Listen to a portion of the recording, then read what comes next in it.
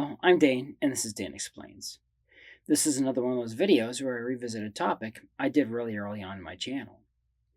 Because those videos are just too cringy, and I don't want to force anyone to watch them. Yes, my videos used to be even more cringy than they are now. This is the second video in a two-parter.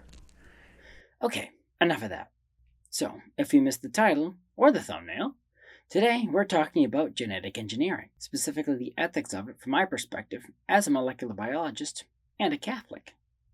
So, is genetic engineering ethical? Let me explain.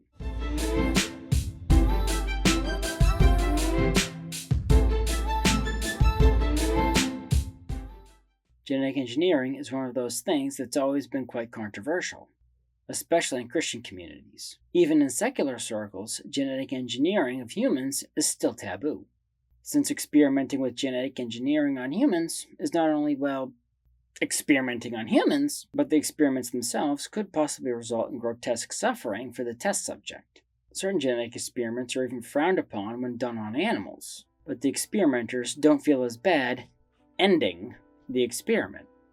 I could make a whole nother video about the secular philosophical ethics of genetic engineering, but let's move on, because that's all moral relativism anyway, which means it can't provide a right answer, which probably also requires its own video. In Christian circles, people generally fall into three groups on this subject.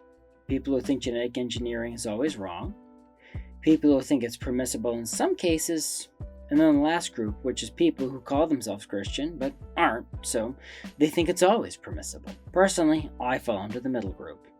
Christian opposition to genetic engineering usually centers around the idea that man is trying to play God by tinkering with the code that God created to program life. But think about when we domesticate animals and plants, or create crosses in order to produce offspring that better fit our needs, like a fatter chicken or a cow that makes more milk. People generally don't mind this because, 1, it's literally been done for thousands of years, and 2, God gives man charge of earth and nature in the book of Genesis, giving us the freedom to do what we like as long as we aren't reckless. So, how is genetic engineering different?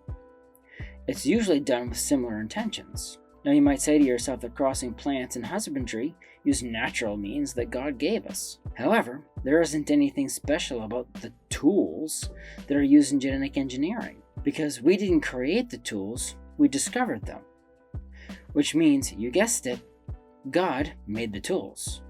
The tools I'm talking about, of course, are things like CRISPR. These tools are already used in biological mechanisms to do exactly what the scientists are doing with them. So, there are natural tools being used in a way God created them to be used. So with that argument, you'd have a better chance at making microchips sound immoral. And I think most people would agree, they aren't. Not that any of the authors of the Bible would have foreknowledge, but there also isn't any scripture that explicitly points out that genetic engineering is bad. I think the most compelling argument against it would be the story about the Tower of Babel. The people were trying to reach heaven using human ingenuity. Humans have long since built buildings much taller than the Tower of Babel could have ever reached. Yet, I don't think God had an issue with that. Why? Because of intention. The builders of the Tower of Babel thought they could reach heaven, so it's the intention that makes genetic engineering immoral. So engineering plants and animals, as long as it's not done recklessly or with reckless intention, is not immoral. Engineering of humans, on the other hand, isn't so clear-cut. The Catholic Church teaches that reproduction should stay within the limits and the purpose of what God intended. So, trying to subvert one of God's intended ends is immoral.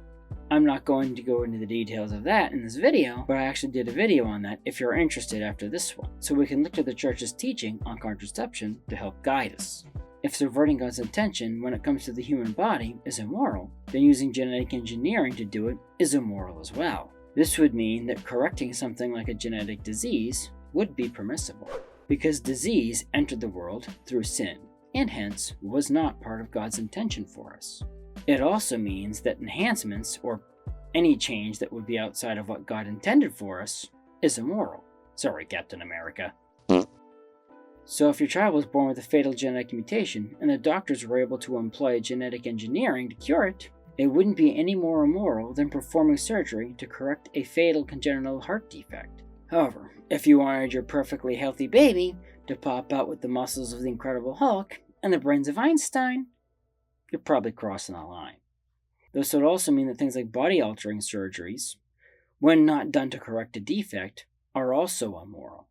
I won't be wading into that one today, though. Let me know in the comments if you're interested in a video on that. In conclusion, whether it's a scalpel or CRISPR, it's not the tool that makes the alteration immoral. It's the reason the alteration was made that does. Thank you for watching. If you like this video, or other topics ranging from theology to science, please press the like button. Subscribe to my channel and ding the bell to get notified when I post new videos. Also, please support me on Patreon to get extra content and special perks. Link in the description.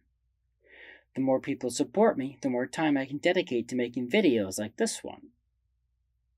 So, until next time, have a great week.